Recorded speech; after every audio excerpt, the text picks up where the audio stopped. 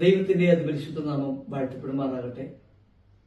Month of പ്രയറിന്റെ 25ാമത്തെ ദിവസത്തിലേക്ക് കടന്നു വരുവാനായിട്ട് ദൈവം നമുക്ക് നൽകിയ ഈ നല്ല അവസരത്തെ ഓർത്ത് ദൈവത്തെ സ്തുതിക്കുന്നു, സ്തോത്രം ചെയ്യുന്നു. പ്രാർത്ഥനയോടെ ദൈവസന്നിധിയിലായിരിക്കുന്നത് നമ്മുടെ എല്ലാവരുടെയും ജീവിതത്തിൽ ഒരു അനുഗ്രഹമായി മാറട്ടെ എന്ന് ഞാൻ ആത്മാർത്ഥമായി പ്രാർത്ഥിക്കുന്നു. എല്ലാ നിമിഷങ്ങളിലും ദൈവത്തോട് നന്ദി പറയുവാൻ നാം ബാധ്യസ്ഥരാണ്. കാരണം നാം ആയിരിക്കുന്നത് നമ്മുടെ സ്വന്തം കഴിവിനാൽ അല്ല, നമ്മുടെ സ്വന്തം മിടുക്കിനാലല്ല കർത്താവ് നമ്മെ ഓരോ നിമിഷങ്ങളും നടത്തുന്നത് എന്ന് മാത്രമേ നമുക്ക് പറയാൻ കഴിയത്തുള്ളൂ. ജീവിതത്തിന്റെ എല്ലാ മേഖലകളിലും ഒരു ദൈവഭക്തന്, യേശുവിനെ സ്വന്തം രക്ഷിതാവായി സ്വീകരിച്ച ഒരു ദൈവവേദന എല്ലാ നിമിഷങ്ങളിലും പറയാൻ കഴിയണം, ഞാൻ ആയിരിക്കുന്നത് ദൈവത്തിന്റെ കൃപയാലാണ്. അങ്ങനെ ഓരോ നിമിഷങ്ങളിലും ദൈവത്തോട് നന്ദി പറയുവാൻ ദൈവം നമ്മെ സഹായിക്കട്ടെ എന്ന് ആത്മാർത്ഥമായി പ്രാർത്ഥിക്കുന്നു. ഒരു ചെറിയ ചിന്ത നിങ്ങളുമായി പങ്കുവെച്ച് ദൈവസന്നിധിയിലായിരിക്കുവാൻ കർത്താവിൽ ആശ്രയിക്കുന്നു.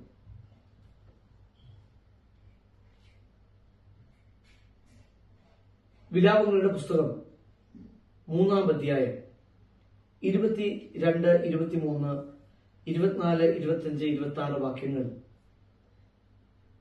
നമുക്ക് വേഗത്തിൽ ഒന്ന് ചിന്തിച്ച് പ്രാർത്ഥിക്കാം.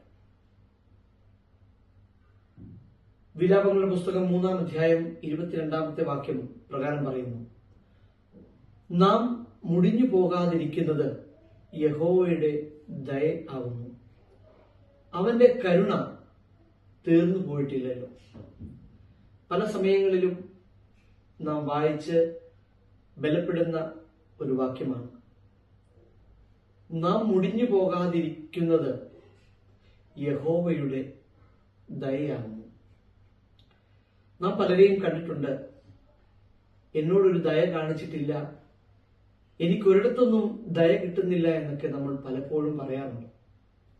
എന്നാൽ ദൈവവചനം നമ്മെ പഠിപ്പിക്കുന്ന ഒരു കാര്യമുണ്ട്.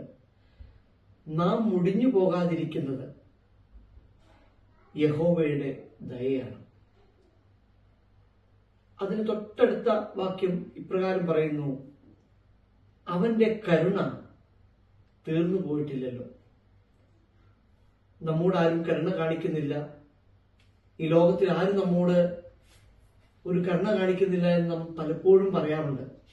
ആർക്കും എന്നോടൊരു കരുണയില്ലെന്ന് പറയുന്നത് കേട്ടിട്ടുണ്ട്. എന്നാൽ ലോകത്തിലേക്ക് നോക്കി നാം കരുണ തേടാതെ യേശുവിൽ നോക്കി കരുണ തേടിയാൽ തീർച്ചയായിട്ടും ഒരിക്കലും കൈവിടാത്ത ഒരു കർത്താവിനെയാണ് നാം എല്ലാവരും സേവിക്കുന്നത്.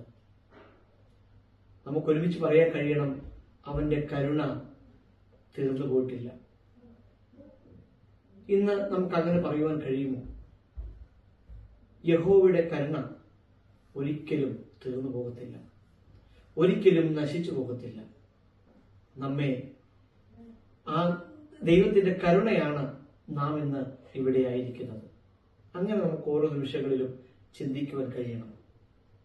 നാം മുടിഞ്ഞു പോകാതിരിക്കുന്നത് നമ്മുടെ കഴിവല്ല, യഹോവയുടെ ദയയാണെന്ന് നമുക്ക് ആ ഒരു ബോധ്യം എപ്പോഴും ഉണ്ടാകണം. യഹോവയുടെ കരുണ ഒരിക്കലും തീർന്നു പോയിട്ടില്ല. അവൻ നമ്മെ ജീവപര്യന്തം വഴി നടത്തുന്ന ഒരു കർത്താവാകുന്നുവെന്ന് നമുക്കെല്ലാം ഇപ്പോഴും നമുക്കത് ഓർക്കുവാൻ കഴിയണം. അതുപോലെ തന്നെ അതിന്റെ അടുത്ത വാക്യത്തിൽ ഇപ്രകാരം കാണുന്നു: അത് രാവിലെ തോറും പുതിയതും നിന്റെ വിശ്വസ്തത വലിയതും ആകുന്നു. അത് രാവിലെ തോറും പുതിയതും നിന്റെ വിശ്വസ്തത വലിയതും ആകുന്നു. നമുക്ക് പറയാം, അത് ഒരു ദിവസം കൊണ്ട് തീർന്നു പോകുന്നതല്ല. എല്ലാ ദിവസങ്ങളിലും അത് പുതിയതായി വരുന്നതാണ് ദൈവത്തിന്റെ കരുണ. ഇന്ന് കരുണ കാണിക്കുന്ന കർത്താവ് നാളെ കരുണ കാണിക്കും, മറ്റന്നാളും കരുണ കാണിക്കും. നമ്മുടെ ജീവിതാവസാനം വരെയും നമ്മോട് കരുണ കാണിക്കുന്ന ഒരു നല്ല കർത്താവ്.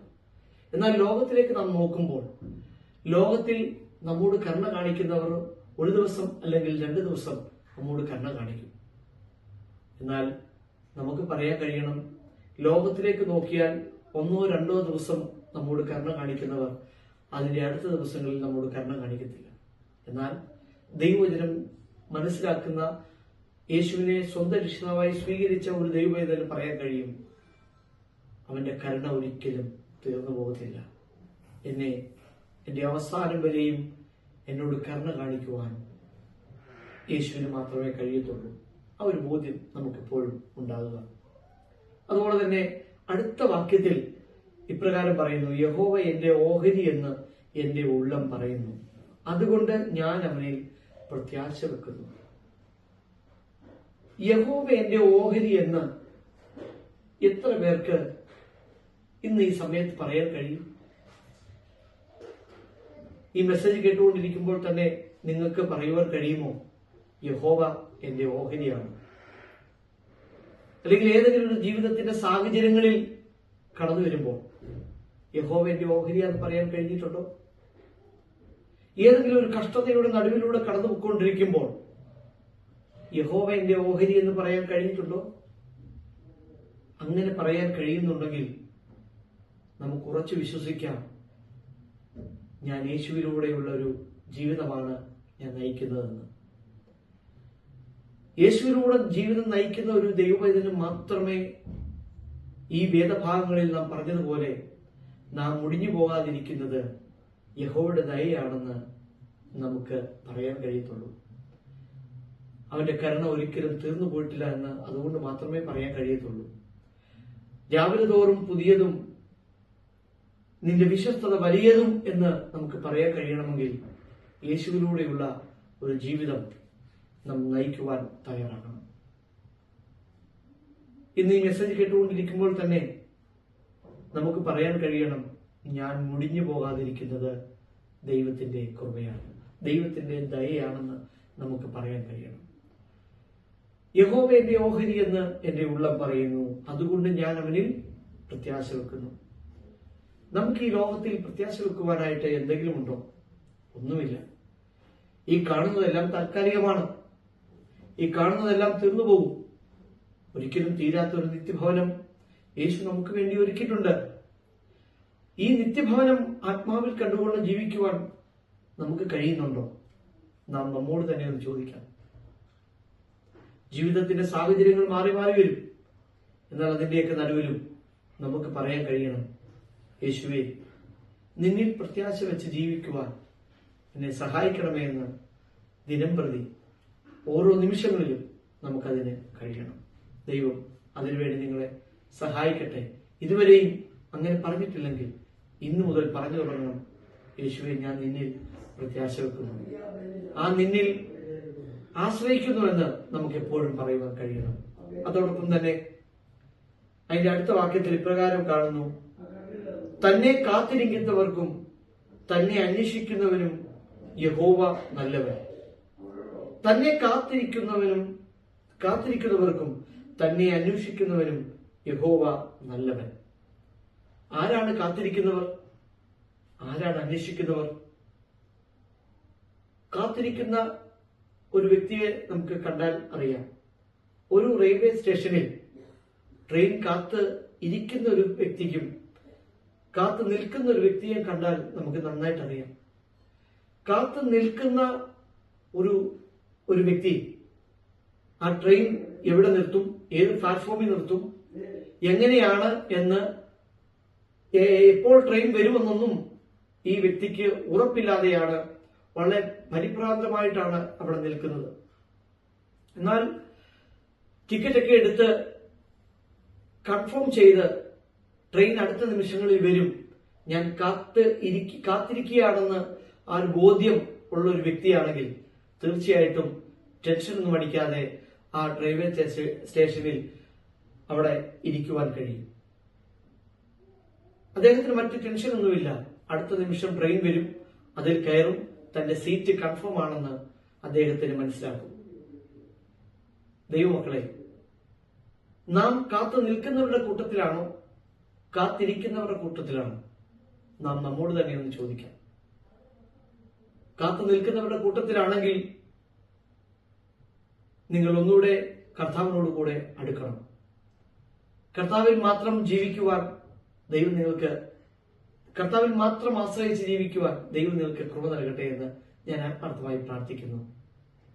കർത്താവിനോടുകൂടെ വ്യക്തിപരമായ ഒരു ബന്ധത്തിൽ, കർത്താവിന്റെ സ്നേഹത്തിൽ വസിച്ച്, കർത്താവിനെ മാത്രം ആശ്രയം വെച്ചുകൊണ്ട്, കർത്താവിൽ മാത്രം ആശ്രയം വെച്ചുകൊണ്ട് ഓരോ നിമിഷങ്ങളും മുമ്പോട്ട് പോകാൻ ദൈവം നിങ്ങളെ സഹായിക്കട്ടെ.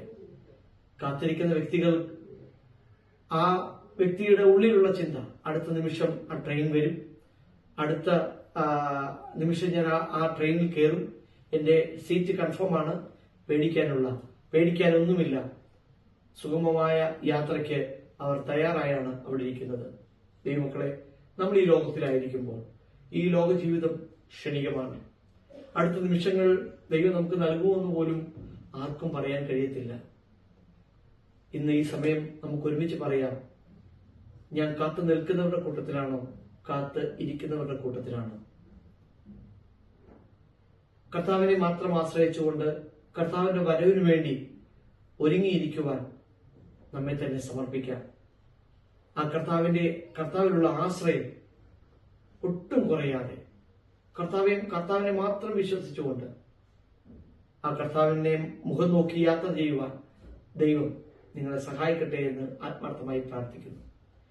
ലോകത്തിന്റെ മോഹങ്ങളിലൂടെയൊന്നും പോകാതെ, ലോകത്തിലേക്ക് മുഖം തിരിക്കാതെ, യേശുവിലേക്ക് മാത്രം നോക്കി കർത്താവിന്റെ രാജ്യത്തിന്റെ വ്യാപ്തിക്ക് വേണ്ടി പ്രവർത്തിക്കുവാനും, കർത്താവിന് വേണ്ടി നിൽക്കുവാനും, മറ്റുള്ളവരോട് സുവിശേഷം പറയുവാനും, യേശുവിന്റെ സ്നേഹം മറ്റുള്ളവരോട് പങ്കുവെക്കുവാനും ഒക്കെ ദൈവം ഈ നാളുകളിൽ നമ്മെ ഒരുക്കട്ടെ എന്ന് ആത്മാർത്ഥമായി പ്രാർത്ഥിക്കുന്നു. യഹോവയുടെ വരവിനായി, ആ കർത്താവിന്റെ വരവിനായി നമുക്ക് ഒരുങ്ങി നിൽക്കാം. ആ കർത്താവിന്റെ വരവിനായി നമുക്ക് ഒരുങ്ങിയായിരിക്കാം. ദൈവത്തിന് വലിയ കൃപയും സാന്നിധ്യവും നമ്മുടെ കൂടെ ഉണ്ടാകട്ടെ. നിത്യതയ്ക്ക് വേണ്ടി ഒരുങ്ങുവാൻ നമ്മെ തന്നെ സമർപ്പിക്കാം. ഒരു നിമിഷം നമുക്ക് പ്രാർത്ഥിക്കാം. പരിശുദ്ധനായ ദൈവമേ, ഞങ്ങൾ സ്വർഗീയ പിതാവേ, ഈ നല്ല സമയത്തെ ഓർത്ത് ദൈവത്തെ സ്തുതിക്കുന്നു, സ്തോത്രം ചെയ്യുന്നു. ഞങ്ങൾ മുടിഞ്ഞു പോകാതിരിക്കുന്നത് ദൈവത്തിന്റെ കൃപയാണെന്ന് ദൈവജനത്തിലൂടെ ഞങ്ങൾക്ക് കേൾക്കുവാനായിട്ട് ദൈവം കൃപ ചെയ്തു. കർത്താവെ, കാത്ത് നിൽക്കുന്നവരുടെ കൂട്ടത്തിലല്ല, കാത്തിരിക്കുന്നവരുടെ കൂട്ടത്തിൽ ആ നിത്യതയ്ക്ക് വേണ്ടി ഒരുങ്ങുവാൻ ഞങ്ങളെ ഓരോരുത്തരെയും സഹായിക്കണമേ എന്ന് അവിടെ ഞങ്ങൾ പ്രാർത്ഥിക്കുന്നു. കർത്താവിനെ മാത്രം നോക്കി ഈ ലോക ജീവിതയാത്ര മുന്നോട്ട് നയിക്കുവാൻ ദൈവമേ, നീ അവിടുന്ന് കൃപ നൽകണമേ എന്ന് പ്രാർത്ഥിക്കുന്നു. ഇത്രത്തോളം ഞങ്ങളെ സഹായിച്ചത് ഞങ്ങളായിരിക്കുന്നത് ദൈവത്തിന്റെ കൃപയാലാണ്. നിത്യതയ്ക്ക് വേണ്ടി ഒരുങ്ങുവാൻ സഹായിക്കണം. ദൈവത്തിന്റെ കൃപ, ദൈവത്തിന്റെ കടാക്ഷം ഞങ്ങളുടെ കൂടെ ഇരിക്കണം. കർത്താവെ, പ്രാർത്ഥനയിൽ ഇട്ടിരിക്കുമ്പോൾ ദൈവസന്നിധിയിൽ അല്പം കൂടെ ഒന്ന് അടുത്ത് ജീവിക്കുവാനുള്ള ദൈവകൃപ ഞങ്ങളുടെ മേൽ പകരണം. എല്ലാ മഹത്വവും പുകഴ്ചയും കർത്താവിന് അർപ്പിക്കുന്നു. യേശുവിന്റെ നാമത്തിൽ പിതാവേ, കേൾക്കുമാറാകണമേ. ആമേൻ. ദൈവം എല്ലാവരെയും ധാരാളമായി അനുഗ്രഹിക്കട്ടെ. Thank you. God bless you all.